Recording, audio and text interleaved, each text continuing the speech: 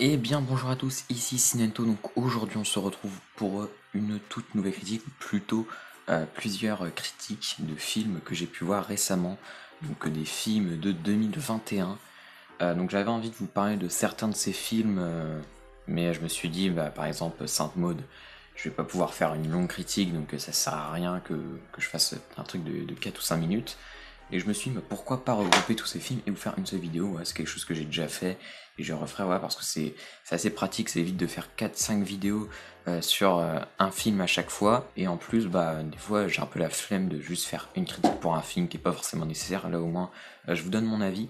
Donc il y a des films que j'attendais vraiment, enfin surtout un, et il y a des films que j'ai vus vraiment comme ça, je savais même pas que ça existait, quoi, c'est sorti le jour même, j'ai vu, et puis voilà ou plus tard, bref.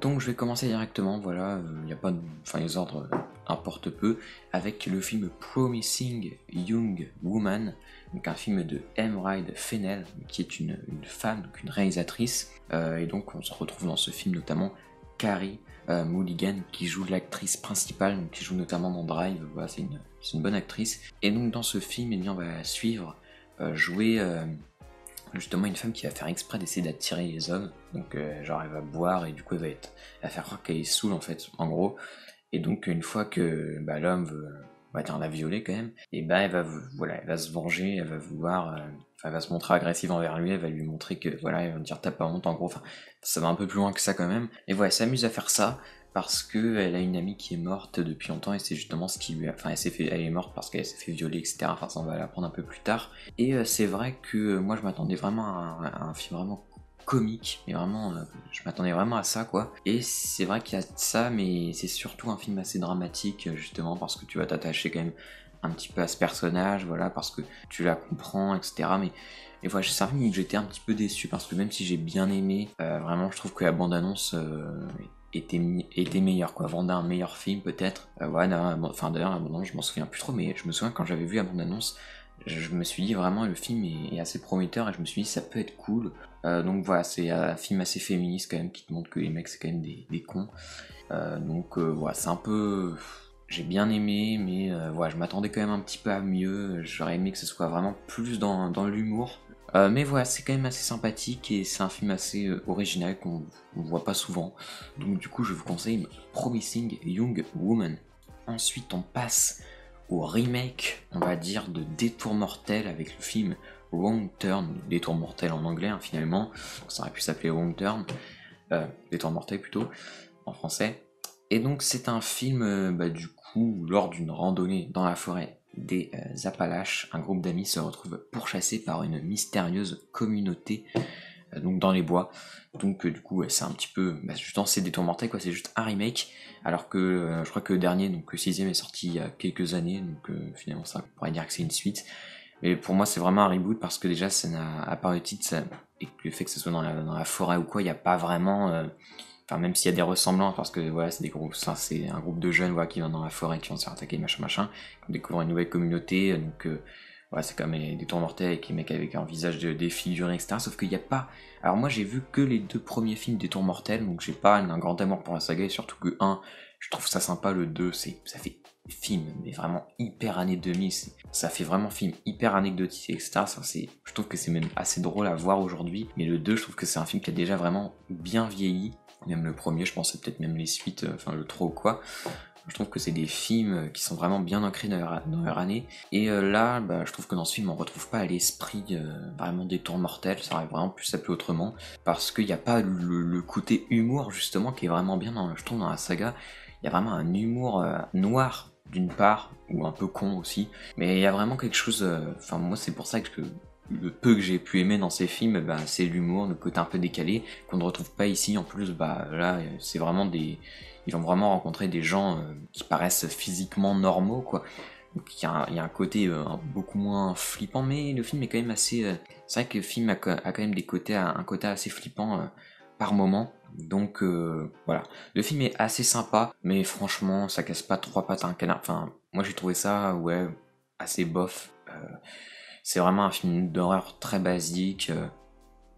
voilà, très basiquement réalisé, où il n'y a aucune surprise, je me suis même pas attaché au personnage pour tout vous dire, donc c'est quand même assez dommage. Et j'ai trouvé la fin vraiment nulle, enfin, j'ai trouvé vraiment pas terrible du tout, quoi. Pourquoi ça se finit comme ça? Mais bon, voilà, n'hésitez pas, hein, si ça vous tente. Écoutez, je pense que vous pouvez passer quand même un bon moment, surtout que le film est plutôt bien rythmé.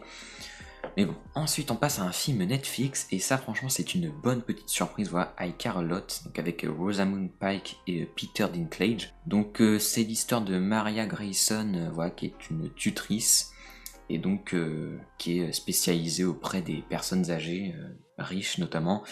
Et donc voilà, enfin, elle met les personnes âgées dans un centre, voilà, pour s'occuper d'elles, etc. Sauf que bah on va voir que en fait il y a une arnaque là-dedans, c'est qu'elle se fait plein de pognon en faisant ça et qu'elle arnaque en fait les personnes âgées ou même les gens de leur famille. Et donc en fait c'est vraiment une connasse cette meuf. Et elle va s'en prendre à une grand-mère qui est alliée avec un gars qui a l'air assez important, donc joué par Peter Dinklage. Et ça va plutôt mal se passer, donc on va voir. En plus ça j'ai trouvé ça bien, c'est qu'on a comme héros, ben, un anti-héros finalement, quelqu'un qui est, enfin, comme personnage principal, on va pas vraiment on va pas du tout même s'attacher au personnage principal. Et personnellement, j'étais ni pour l'une ni pour l'autre, on va dire. Enfin, vraiment, je me mettais d'aucun côté parce que les deux personnages sont vraiment des enfoirés.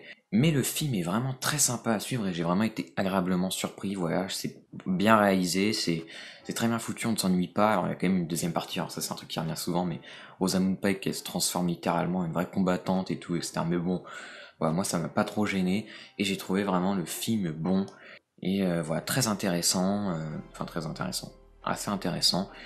Donc vraiment je vous conseille vraiment I Care a Lot, donc voilà, disponible sur Netflix. Et ensuite on passe au film que j'attendais vraiment le plus parmi les quatre. Moi, c'était vraiment celui que j'attendais, peut-être un petit peu Promising Young Woman aussi. Mais Sainte Maud, c'est un film que j'attends vraiment depuis l'année dernière du coup. Vu que je crois qu'il était censé sortir l'année dernière à la base, je sais pas. C'est un film qui a été acheté par A24, donc voilà pour vous dire à quel point ça donne confiance, parce qu'A24 c'est un studio que j'aime beaucoup pour leurs différentes productions, mais là c'est carrément eux qui ont acheté le film, donc ça veut dire que c'est quand même quelque chose de pas mal. Donc c'est réalisé par Rose Glass, je ne connaissais pas du tout cette réalisatrice parce que je crois qu'elle a fait que quelques courts-métrages. Et bah franchement, je pense on peut en attendre d'elle dans le futur, parce que Sainte Maud est un très très bon film. Donc voilà, c'est une infirmière à domicile qui va justement aller s'occuper d'une patiente, sauf qu'il va se passer, il va se passer des trucs bizarres. Pas forcément, disons qu'elle va s'attacher à la patiente, mais la patiente s'en fout un peu d'elle, elle va un peu la rejeter, etc. à un moment. C'est un film qui est assez étrange, qui est assez subtil dans l'horreur justement. C'est pas vraiment un film que j'ai trouvé très flippant, mais j'ai vraiment aimé l'ambiance du film. J'ai vraiment aimé le cadrage du film. Enfin, je trouve que c'est un film qui est très très bien fait au niveau du cadrage.